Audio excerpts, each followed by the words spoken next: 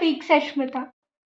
భీముడు ఒక్క కుటుంబంలో ఒకే రోజు 106 మందిని చంపాడని తెలుసా? అసలు అంతమందిని ఎలా చంపగలిగాడు, ఎందుకు చంపాడు అనే విషయాలు తెలుసుకోవాలి అంటే ఈ వీడియో చూడండి. అయితే భీముడు ద్రౌపదికి చెప్పినట్టే ద్రౌపది వెళ్ళి కీచకుడిని నృత్య గదిలో రాత్రి సమయంలో రమ్మంటుంది.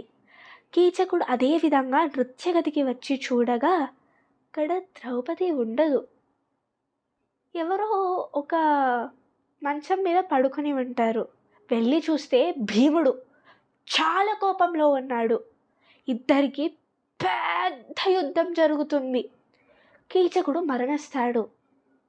తన సోదరుడు మరణించాడు అనే వార్త విన్న తరువాత 105 మంది కీచక సోదరులు అక్కడికి వస్తారు.